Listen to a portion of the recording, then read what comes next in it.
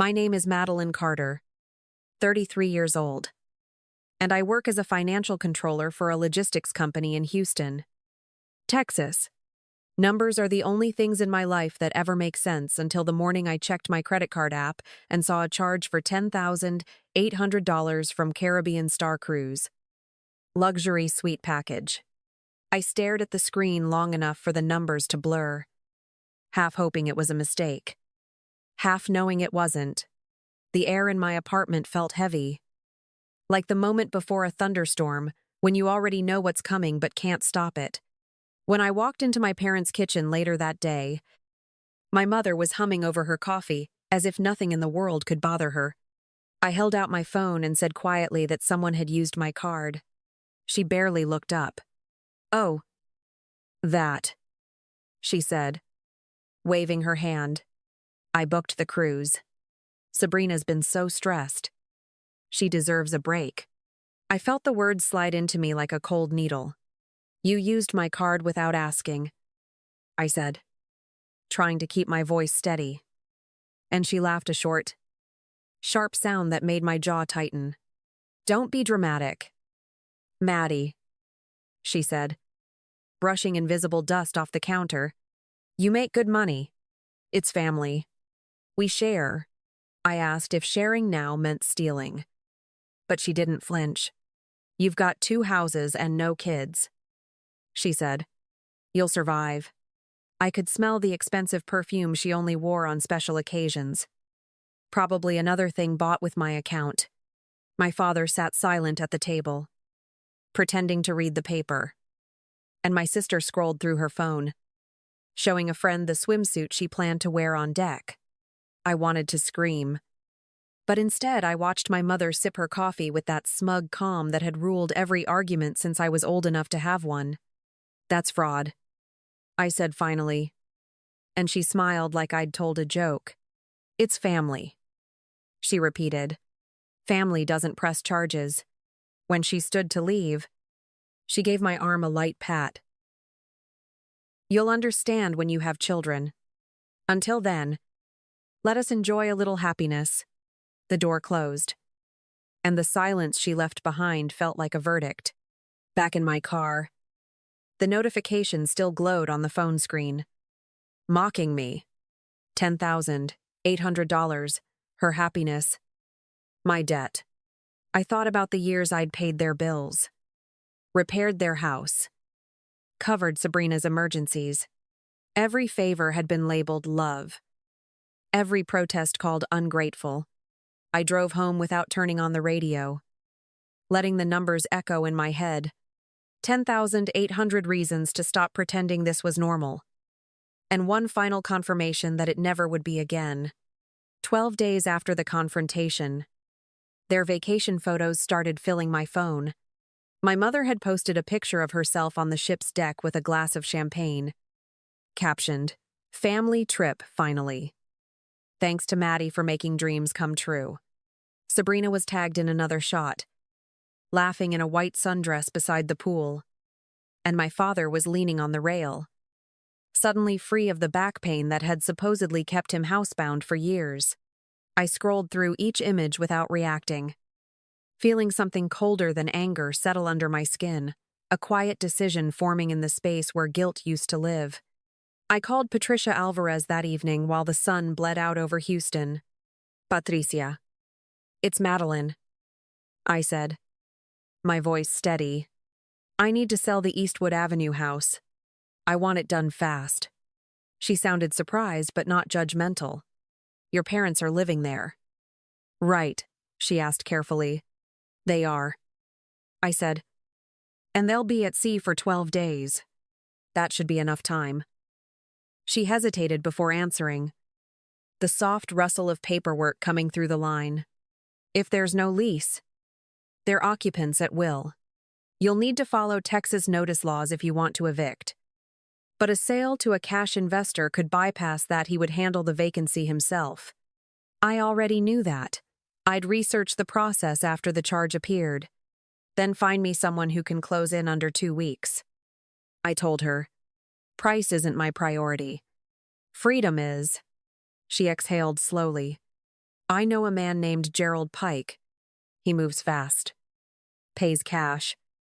No contingencies. Perfect, I said. Send him the details tonight. After hanging up, I sat on my couch, staring at the framed photo of that same house from the day I bought it. I had worked double shifts to afford the down payment, cooked instant noodles for months to make the mortgage, and still handed the keys to my parents when they said they had nowhere else to go. For 3 years, they'd lived there rent-free, calling it home, while I paid the taxes, repairs, and insurance. Every bill they couldn't cover had somehow become my responsibility, and every thank you had turned into a complaint that I didn't do enough. The next morning, Patricia called again. Gerald's interested. He says he can make an offer after seeing exterior photos. I promised to send them by noon, then looked out the window at the city waking up, its light bouncing off the glass towers downtown. Somewhere out there, my family was ordering room service, toasting to a future funded by my silence. My hands didn't shake as I opened my laptop and pulled up the property files. The decision felt clean, clinical, almost mathematical debit, credit, correction. I wasn't punishing them. I was closing an account that had been bleeding for years. When Patricia's next text arrived, confirming Gerald's tentative offer, I replied with 2 words, proceed immediately. Then I turned off my phone and leaned back against the couch. 12 days. I thought. 12 days until the ship returned.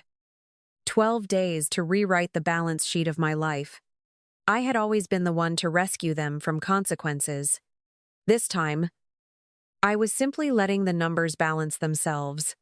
Patricia met me at a quiet cafe near Houston Heights, her folder already open when I sat down. She didn't waste time. Gerald Pike is ready to move, she said. He can offer $265,000 cash. Close in 7 days. No contingencies. I nodded, keeping my hands flat on the table. That works, I replied. The occupants won't be a problem. They're temporary. She gave me a long look. Half concern, half calculation. You're sure about this? She asked. Her tone careful. I'm sure. I said, I've never been more certain of anything. She slid the documents across the table, the paper thick and cold between my fingers. You'll need to sign here to authorize me to negotiate and transfer title, she said. I skimmed the fine print, recognizing every term from the mortgage years ago. Each word a reminder of how hard I had worked to own something now being sold to save myself.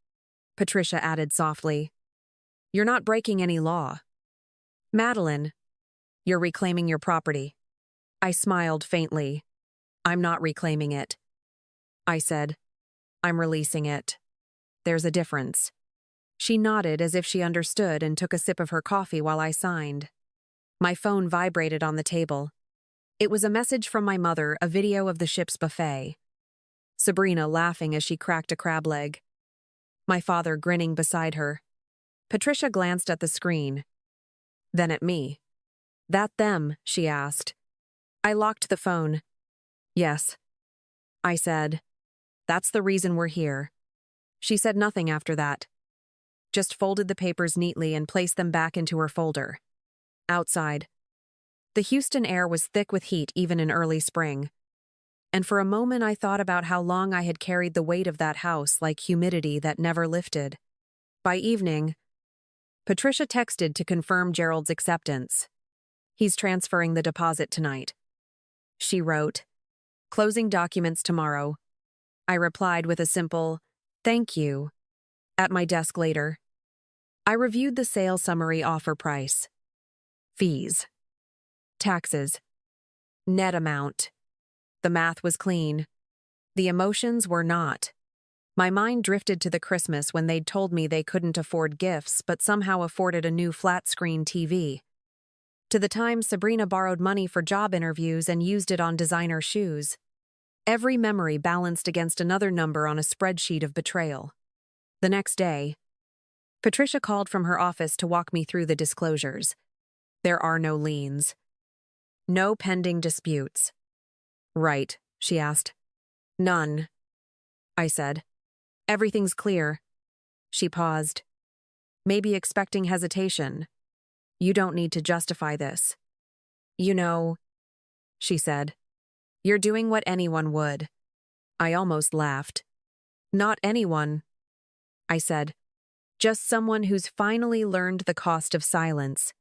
Her voice softened. I'll handle the closing personally. You'll just need to sign electronically. Send it, I said. When the email arrived, I read through it line by line. The cursor blinked beside my name, waiting for a signature. For a second, I hesitated not because I doubted the decision, but because this was the moment my history with them turned into paperwork. Then I clicked. A confirmation window opened. Transaction complete. I closed the laptop and sat back, exhaling slowly. Outside, rain began to fall against the windows. Steady and rhythmic, the sound felt like punctuation at the end of a sentence I had spent my whole life writing. I stayed there for a while, watching the city lights blur through the glass. The contract was done. The wire transfer initiated. And for the first time in years, I wasn't the one footing their bills. They were still somewhere in the Caribbean. Unreachable. Floating above water that matched the color of the ink on my signature. I wasn't angry. I wasn't proud. I was simply done. The email notification on my phone flashed again. Funds scheduled for release within 48 hours.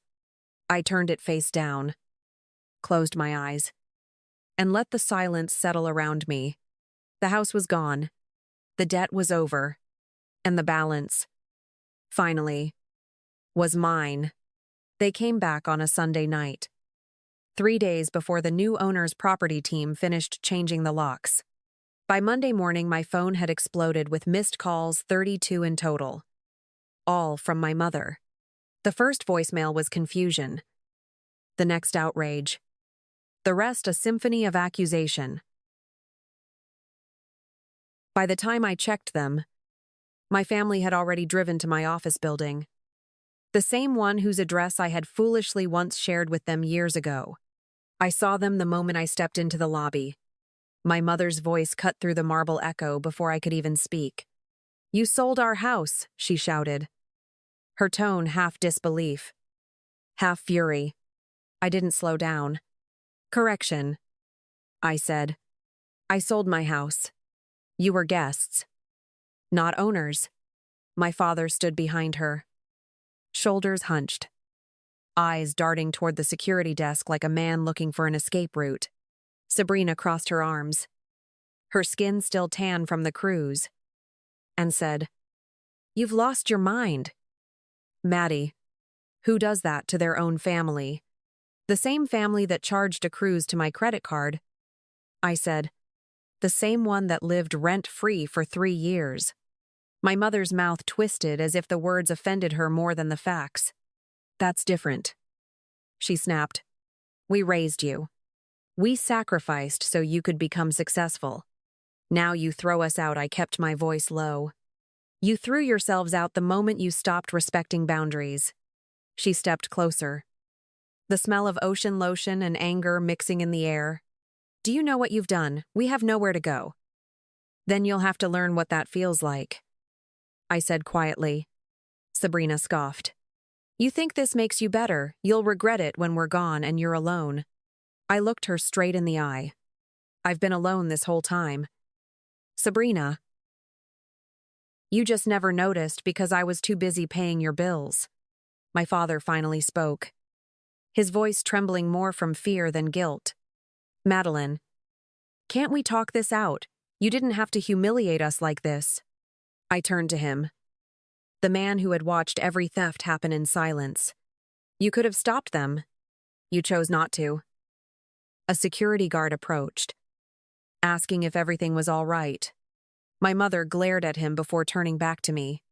You can't hide behind strangers, she hissed. You owe us a home. At least after everything we did for you. I almost laughed.